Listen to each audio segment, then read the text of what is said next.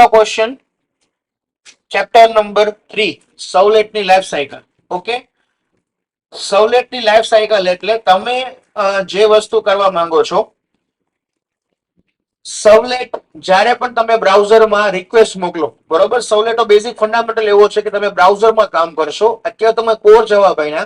Chapter number 3 સવલેટ શરૂઆત થઈ બ્રાઉઝરની. તમે બ્રાઉઝરમાં કોઈ પણ વસ્તુ તમે રિક્વેસ્ટ કરો, તમને જવાબ મળે ને કહેવાય રિસ્પોન્સ. તમે બ્રાઉઝરમાં તમે google.com લખો તો સર્વરમાં છે તમે જવાબ મળે, ધેટ ઇઝ કોલ્ડ રિસ્પોન્સ. તો આ જે હેન્ડલ કરે છે સવલેટ, એને કહેવાય સવલેટની લાઈફ સાયકલ. તો સવલેટની લાઈફ સાયકલના બેઝિકલી 3 વસ્તુ છે, બરોબર. એ 3 વસ્તુમાં પહેલી વસ્તુ આવે છે ઇનિટ, બીજી વસ્તુ આવે છે સર્વિસ અને ત્રીજી વસ્તુ આવે છે ધેટ ઇઝ ડિસ્ટ્રોય. બરોબર.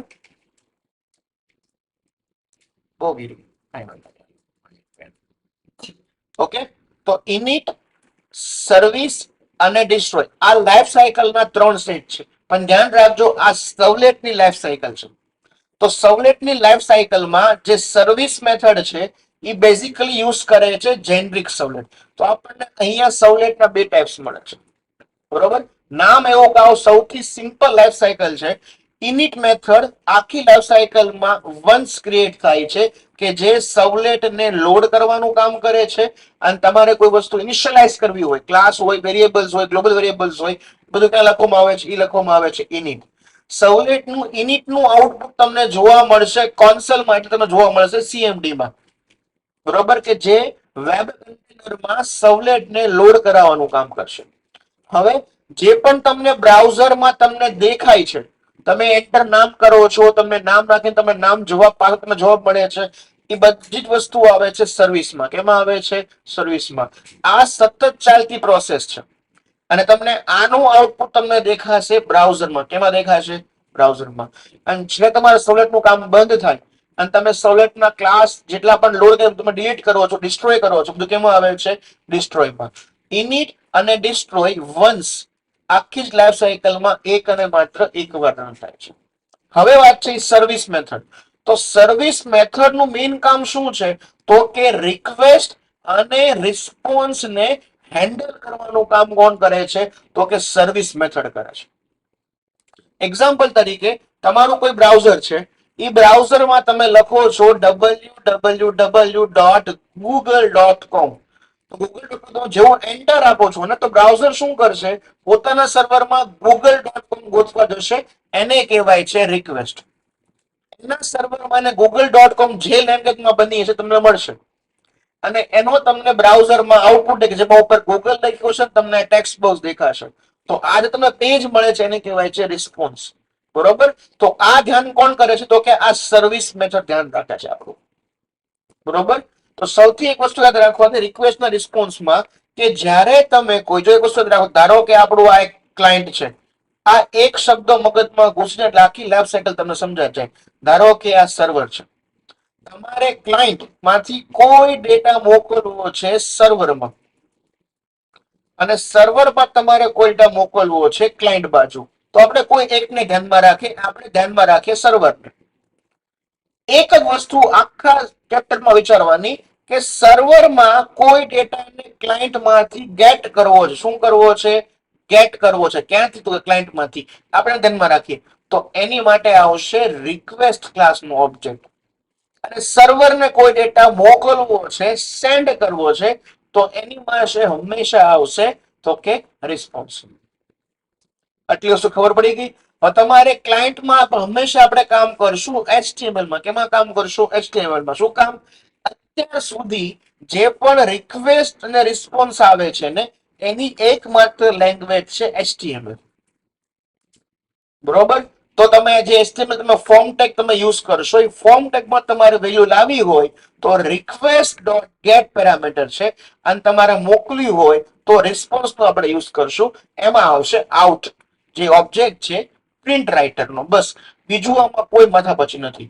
આ બધું જ કામ કેમાં થાય છે? આ બધું જ કામ થાય છે સર્વિસ મેથડમાં. ક્યાં કામ થાય છે? સર્વિસ મેથડમાં. બરોબર. તો એની પહેલી મેથડ કઈ છે? તો એની પહેલી મેથડ છે આપણી ધેટ ઇઝ ઇનિટ. તો ઇનિટમાં શું કામ થાય છે? તો ભાઈ ઇનિટમાં કામ થાય છે પહેલા ધેટ ઇઝ કોઈ પણ વસ્તુ તમારે ઇનિટ કરવી હોય, તમારે લોડ કરવો હોય, તમારે સર્વલેટનો ઇન્સ્ટન્સ ક્રિએટ કરવો હોય, એ બધું કેમાં થાય છે તો કે લખવી બહુ હેલી છે. પબ્લિક વર્ડ તમે ઇનિટ લખો, જો પબ્લિક વર્ડ ઇનિટ બ્રેકેટમાં આવશે સર્વલેટ કન્ફિગ બ્રેકેટ પૂરો અને સર્વલેટનું એક્સેપ્શન થ્રો કરશે. બરોબર. બીજી મેથડ છે ધેટ ઇઝ, જો હવે ઓકે, હવે આપણે કામ કરીએ છીએ, આપણે સર્વિસ મેથડમાં આવીશ. કેમાં? Type number 2. તમારે એક્ઝામમાં સર્વિસમાં એટલું બધું નથી લખવાનું. આ સર્વિસ નો આખો ટોપિક છે. તમારે શું લખવું છે? પબ્લિક વર્ડ સર્વિસ બ્રેકેટમાં સર્વલેટ રિક્વેસ્ટ બતાવું છું, કોમા સર્વલેટ રિસ્પોન્સ બ્રેકેટ પૂરો. પણ અહીંયા સર્વિસની બે ટાઈપ પડે છે. બરોબર. કયું ટાઈપ છે? એક જેનરિક સર્વલેટ, એચટીટીપી સર્વલેટ. આ શું છે?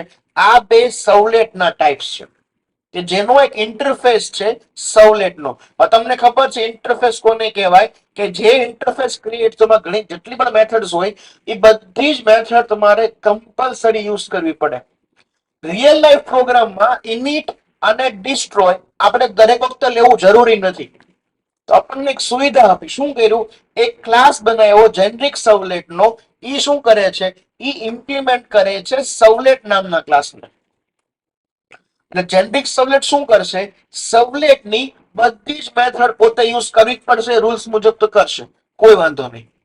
ઇનિટ પણ યુઝ કરશે, એ સર્વિસ પણ યુઝ કરશે અને ડિસ્ટ્રોય પણ યુઝ કરશે. પ્લસ સર્વિસને પોતે મોડિફાય કરશે રૂલ્સના મુજબ, કે કોઈ એક ક્લાસ બીજા ક્લાસના ઇન્ટરફેસ ઇમ્પ્લિમેન્ટ કરે છે તો મેથડને ઓવરરાઇડ પણ કરી શકે છે. એટલે જેનરિક સર્વલેટ પોતાની નવી સર્વિસ મેથડ ડિફાઇન કરશે જૂની સર્વલેટની મેથડને ઓવરરાઇડ કરીને. બરોબર. એ આપણે જોઈએ હમણાં. હવે શું કરશે? જેનરિક સર્વલેટ એક ક્લાસ થઈ ગયો, એને એક્સટેન્ડ કરશે જે આપણે કરીએ છીએ ઇનહેરિટન્સ. શું કરશે? ઈ કરશે ઇનહેરિટન્સ. કયો ક્લાસ? તો કે એચટીટીપી સર્વલેટ. શું કામ? કે બધા જ બ્રાઉઝરનો બેઝિક પ્રોટોકોલ છે એચટીટીપી પ્રોટોકોલ. એનો યુઝ કરીને એક નવો ક્લાસ બનાવ્યો ધેટ ઇઝ એચટીટીપી સર્વલેટ. હવે આપણી પાસે છૂટછાટ આવી ગઈ કે જો આપણે એના પેરેન્ટ ક્લાસની જેટલી મેથડ યુઝ કરવી હોય એટલી જ કરશું, બધી કરવાની કોઈ રિક્વાયરમેન્ટ નથી. તો અહીંયા ઇનિટ ને ડિસ્ટ્રોય નો લખીએ તો ચાલે. શું કરે છે? ખુદની પોતાની પણ પ્રોપર્ટી હોય તો સર્વિસને ઓવરરાઇડ કરીને પોતાની ખુદની પ્રોપર્ટી બનાવે છે ડુ ગેટ અને ડુ પોસ્ટ. આવી ડુ પુટ ડુ ડીલીટ પણ છે. શું છે? તો કે આ બધી એચટીટીપી સર્વલેટની મેથડ છે. આપણે આખા પ્રોગ્રામમાં ડુ ગેટ અને ડુ પોસ્ટ નો યુઝ કરવાના છીએ. બરોબર. તો that is the service method of HTTP servlet request. બસ એટલું આપણે લખવાનું છે. અને તમે જે સર્વલેટ બનાવવાના છો ઈ ક્લાસ કોને એક્સટેન્ડ કરશે? ઈ ક્લાસ એક્સટેન્ડ કરશે એચટીટીપી સર્વલેટ ક્લાસ. સિમ્પલ પ્રોગ્રામ જોઈએ. જો આ સર્વલેટ મેથડની ક્લાસ થઈ ગઈ, જો સર્વિસ મેથડ થઈ ગઈ. તો નોર્મલ સર્વિસ મેથડ કેમ લખાય છે? તો પબ્લિક વર્ડ સર્વલેટ, સર્વલેટની હંમેશા પહેલા રિક્વેસ્ટ થાય. તમારે કશું જોતું ને તમે પેલા પૂછો એટલે પહેલા અમે શું આવશે? રિક્વેસ્ટ, એનો ઓબ્જેક્ટ. પૂછીને આપણે જવાબ દઈએ એટલે શું આવશે? રિસ્પોન્સ અને એનો ઓબ્જેક્ટ. તમારે એક્ઝામમાં સર્વિસ મેથડમાં આ જ લખવાનું છે. અને શું લખવાનું છે? કે સર્વિસ મેથડ શું કરે છે? તો કે ભાઈ રિક્વેસ્ટ અને રિસ્પોન્સને હેન્ડલ કરવાનું કામ કોણ કરે છે? તો કે સર્વિસ મેથડ કરે છે. સમજાઈ ગયું એટલું? હવે ડિટેલમાં જઈએ તો સર્વિસ મેથડ જો તમે ધારો કે તમે યુઝ કરતા હો એચટીટીપી યુઝ કરો, શું આવશે? તો અહીંયા આપણે યુઝ કર્યું do get method. That is the actual type of HTTP servlet. તો સર્વલેટ બદલે આપણે શું લખશું અહીંયા? એચટીટીપી સર્વલેટ રિક્વેસ્ટ, એનો ઓબ્જેક્ટ, એચટીટીપી સર્વલેટ રિસ્પોન્સ, એનો ઓબ્જેક્ટ. આપણે આખા ચેપ્ટરમાં આનો જ યુઝ કરવાના છીએ.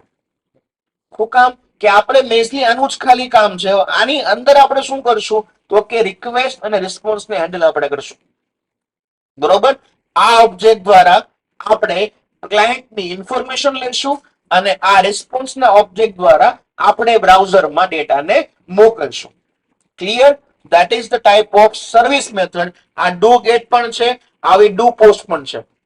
ગેટ અને પોસ્ટમાં ડિફરન્સ કાંઈ નથી કે તમે જ્યારે બ્રાઉઝરમાંથી ડેટા રિક્વેસ્ટ મોકલો, તમને ડુ ગેટમાં યુઆરએલમાં તમને બધી જ ઇન્ફોર્મેશન દેખાય. That is do get. અને એટ્રીબ્યુટની વેલ્યુઝ હિડન હોય એને કહેવાય પોસ્ટ. Do post. બરોબર, આ તમારે ડિફરન્સ તમારે જાતે કરવો પડશે. બરોબર, ડુ ગેટ અને ડુ પોસ્ટ નો ડિફરન્સ તમે લોકો જોઈ લેજો. ઓકે, જો આ ડુ ગેટ છે કે જેમાં તમને બધા જ પેરામીટર તમને દેખાશે યુઆરએલ માં, that is do get method. અને પોસ્ટ મેથડમાં બધી વસ્તુ હાઈડ હશે. લાઈફ સાયકલ નો છેલ્લો ફેઝ ધેટ ઇઝ ડિસ્ટ્રોય.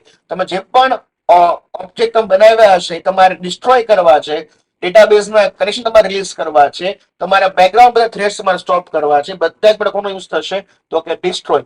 આખી જ લાઈફ સાયકલમાં ઓનલી વન્સ એક જ વારી કોલ થાય છે અને મેથડ લખો પણ હેલી છે પબ્લિક વોઇડ ડિસ્ટ્રોય લખો, તમારું કામ અહીંયા પૂરું થઈ ગયું.